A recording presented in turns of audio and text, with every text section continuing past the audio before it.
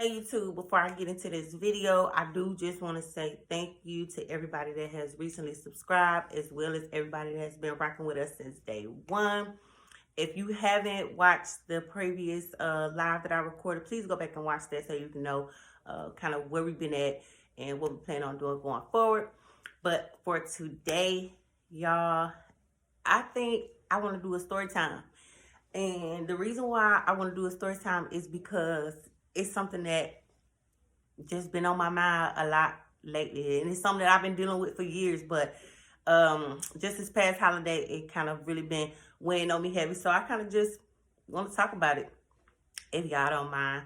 So today's story time is gonna be about the time that my father was murdered, and I'm also gonna talk about how that affected me. You know what it triggered in my life. Since my father was murdered, like I really suffer with really bad anxiety. And I don't even think a lot of people close to me, family, friends, even really know. But y'all know how people is. They don't really ask. Something traumatic happened in your life. They comfort you in that moment, and then time passed and they don't think to come back and check up on you and just ask how you doing. But anyway, so before I jump into the story time, I do want to give y'all just a little bit of backstory so it won't be no confusion. Um, I am going to be referring to my father, the one who was murdered, as my dad, and then my stepdad who raised me, who I also call dad or daddy. I'm going to be referring to him as daddy, just so it'll be no confusion. So just a little bit of the backstory. My dad, as far as I can remember, was not a big part of my life. My mom and my stepdad been together since I was about 2 years old. So honestly, that's like the only father that I knew outside of the few interactions that I had with my dad. So growing up, we never really like went over his house. Maybe once or twice, me and my sister used to go to his house, but we would stay going to his mom's house, which is my grandmother. We would stay going to his our grandmother house. And I just remember, like, as a child, well into my teenage years, I always just thought, like, I mean, I felt like it wasn't affecting me, that he wasn't around or he wasn't involved. I just felt like, okay, I have my stepdad, which is the only dad that I know, so, void filled. But I was wrong. So fast forward, this was back in 2015, October. I started, at this time I was living in Illinois, and I had been living back there for about 6 years. No, I think 2 or 3 years, y'all. Don't give me the line. A couple years. I had been there for a minute. And that's where I'm originally from. That's where my family originally from. So within that time frame, I didn't see my dad. I don't think I really talked to him, not like through text or nothing. So out of the blue, October of 2015, my dad was texting me. His birthday was coming up at the end of October, and he was just like, we're gonna be doing having like a little party at your uncle's house for my birthday. I would really love for you and your sister, which is his daughter too, my baby sister, you and your sister to come by and bring the kids, blah blah. So I was just kind of like, it was weird because we never talked. We had our little run-ins back in the day, but we never talked. So I was just like, but I was going to do it. Like, I was going to do it. So fast forward from that, it's Halloween. And we taking our kids trick-or-treating. I never forget this day. I never forget it. It was raining and it was cold.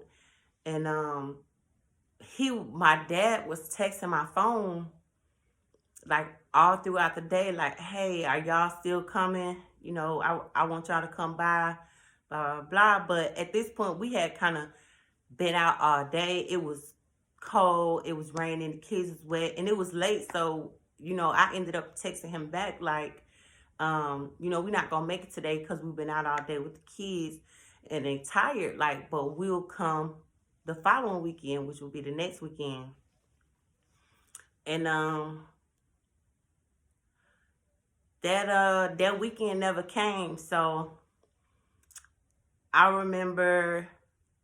Hold on, y'all. I'm trying to keep my composure. Okay, it's hard for me to talk about this. So I remember the hold on, y'all. Okay, so I remember I was working full time and I was going to school full time. And my kids were little. I think my baby was 1 and my oldest son was probably 3. And I remember just being so tired. I was so tired. Like, so I was sleep. I was kind of sleep all day. And I'm gonna have to pause the video. I'm gonna try to get through it. Okay, so I remember I was asleep and my phone was just blowing up. And I'm like, half sleep, like, who is calling me? Like, why is my phone blowing up? And it was my daddy. And I answered the phone and I'm like, hello? And then my daddy was like, you all right? And I was like, yeah, I'm all right. Like, I'm confused because I'm half asleep. Like, yeah, I'm all right. Why? And he was like, oh, you don't know? And then I'm like, no, what? But something, like, I just got that feeling. I just got a gut feeling like something ain't right. But I'm thinking, I don't even know who or what I was thinking, but I knew it was something that was about to be bad news. And I just hung up. I couldn't stand to hear it over the phone. Whatever it was, I just hung up. And of course, first thing I do is get on Facebook and I see a message from my uncle's wife, and I opened it. And she was just like,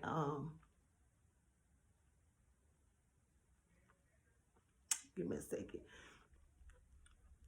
She was just like, I'm sorry to tell you that, your dad got shot tonight and he didn't make it. And I just remember, oh, y'all might have to pause the video. Okay. I just remember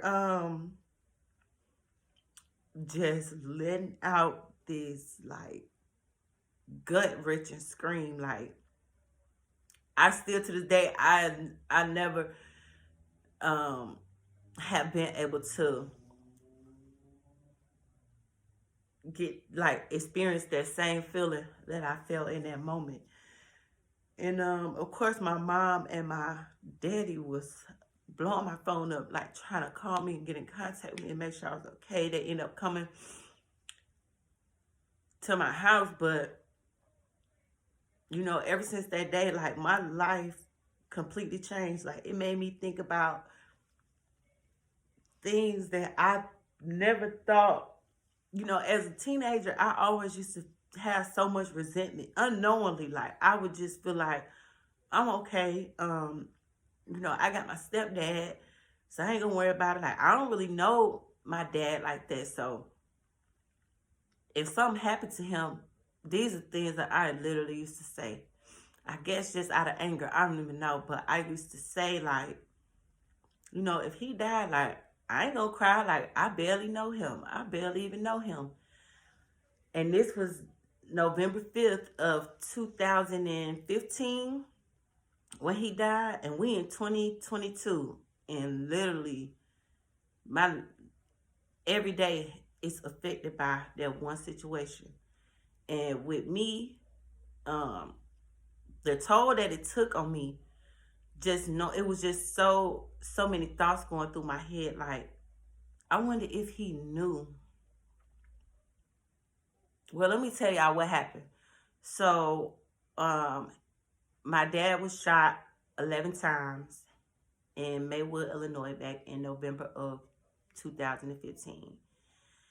And it was so traumatic for me. Like with me and my sister, my baby sister being his only biological kids, like we had the difficult task of identifying the body. And I just remember my mom went with us to the coroner's office, and boy, I hope nobody ever have to do. I mean, everybody gonna have to, but I wouldn't wish it on nobody. I remember we went to the coroner's office, and they had you sign paperwork before you can go and identify your deceased loved one's body. You have to sign paperwork, just basically stating like the body is as it was on the scene of the crime, like, and it lets you know, like, the head, the skull may be blown open. You don't know what you're about to see. And so when they took us to the back, and it's supposed to only be biological family, but I was going through it. Like, they didn't have no choice but to let my mom go back there with us, because I wasn't going to be able to do it. And I think you need two people. I don't know, but me and my sister went. And it was just the most terrifying thing ever. Like, standing behind that little wall, and them, I couldn't turn around, y'all. They have it set up to where, like, the body is behind a glass window, and they put a camera over the victim, or the deceased, and then they turn the computer screen around, and I could not do it. I was so terrified, just thinking, like, if he got shot 11 times, like, I don't want to see nothing that's going to be burned into my memory forever. That's horrific. So it took me a while to turn around. And luckily, I guess all the shots was body shots, because it just looked like he was asleep. So I was thankful for that. But since that happened, people that know me, like, you can't call my phone late.